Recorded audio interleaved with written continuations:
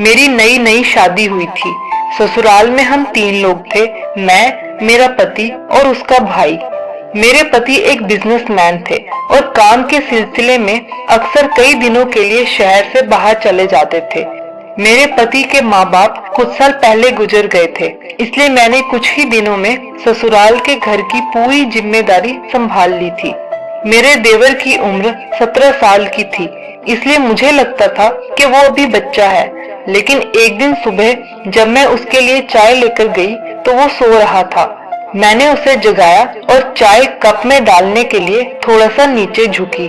तब मैंने देखा उसकी नजर सीधा मेरी छाती पर टिकी हुई थी। फिर ऐसे ही एक दिन जब मैं अपने कमरे में कपड़े बदल रही थी तो मैंने देखा वो मुझे खिड़की से छिपकर देख रहा है। मुझे उसका ये व्यवहार ठीक नहीं लगा, लेकिन मैंने इस पर ज्यादा ध्यान नहीं दिया क्योंकि मैंने सोचा वो अभी बच्चा है। एक दिन मेरे पति ने बताया उन्हें कुछ दिनों के लिए किसी जरूरी काम से शहर से बाहर जाना है और अगली सुबह वो घर से चले गए। अब मैं और मेरा देवर दोनों घर पर अकेले थे। फिर एक दिन मैं वॉशरूम में नहाने के लिए गई तो मैंने देखा वॉशरूम का लॉक खराब हो गया है। तब मैं ऐसे ही दरवाजा बंद करके नहाने लगी। जब मैंने अपने पूरे कपड़े उतार दिए और नहाना शुरू किया तभी मेरा देवर दरवाजा खोलकर सीधा अंदर आ गया। उसे देखते ही मेरी सांसें थम गई। मैं बिना कपड़ों के उसके सामने खड़ी थी। मैंने उसे जोर जोर से डांटा और कहा, आ लेने दो तुम्हारे भाई को, मैं तुम्हारी इन गलत हरकतों की खबर दूंगी। तब मैंने देखा उसकी आंखों में काफी गुस्सा था और कुछ देर तक मुझे घूरने के बाद वो वॉशरूम से बाहर चला गया। अगले दिन जब मैं बाजार से घर वापस आई और अपने कमरे का दरवाजा खोला तो जो मैंने देखा उसे देखकर मेरी रूह कांप गई। मैंने देखा मेरे कमरे के टीवी पर मेरी नहाने से लेकर कपड़े बदलने तक की वीडियो चल रही है। मुझे समझने में जरा भी देर नहीं लगी कि ये सब किसने किया है। मैं गुस्से में सीधा उसके कमरे में गई तो मैंने देखा वो मजे से बेड पर लेटा हुआ था और उसने कहा, अगर आपने किसी को कुछ भी बताया तो मैं आपकी जिंदगी बर्बाद कर दूंगा। मैं आपकी सारी वीडियोस इंटरनेट पर डाल दूंगा। मैं उसकी बात सुनकर काफी डर गई और मैंने कहा, तुम मेरे साथ ऐसा क्यों कर रहे हो? मैंने तुम्हारा क्या बिगाड़ा है?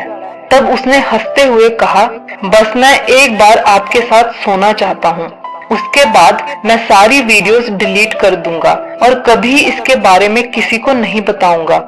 यह सुनकर मैं अपने कमरे में वापस आ गई और रोने लगी। वो भी मेरे पीछे मेरे कमरे में आ गया। उसे देखकर मेरी धड़कन जैसे रुक गई हो। मैं जल्दी से बेड से उठकर खड़ी हो गई। तब वो मेरे पास आया और मेरे पीछे के हिस्से को अपने दोनों हाथों से पकड़ लिया। मैं वीडियोस के कारण पहले ही उससे काफी डरी हुई थी और उसे ऐसा करने से रोक भी नहीं सकती थी। फिर उसने कहा, भाभी आपका शरीर बहुत जबरदस्त है।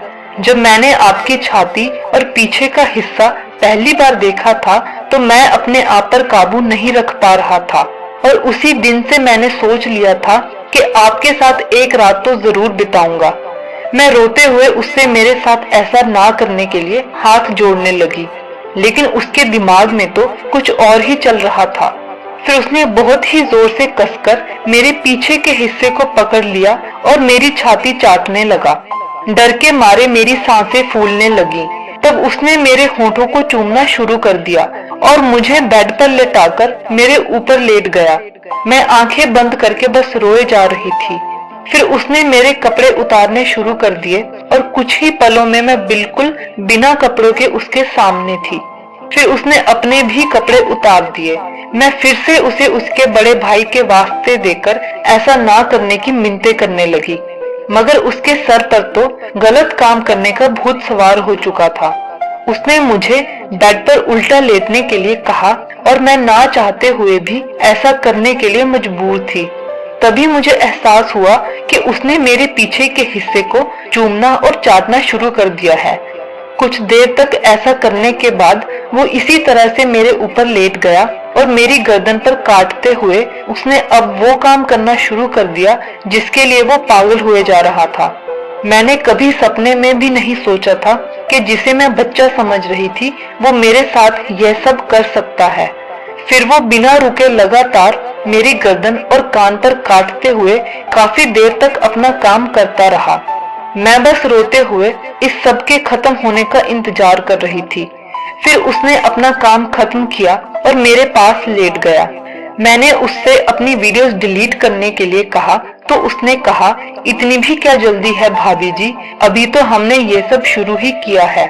उसकी बात सुनकर मैं समझ गई कि वो मुझे इतनी आसानी से छोड़ने वाला नहीं है।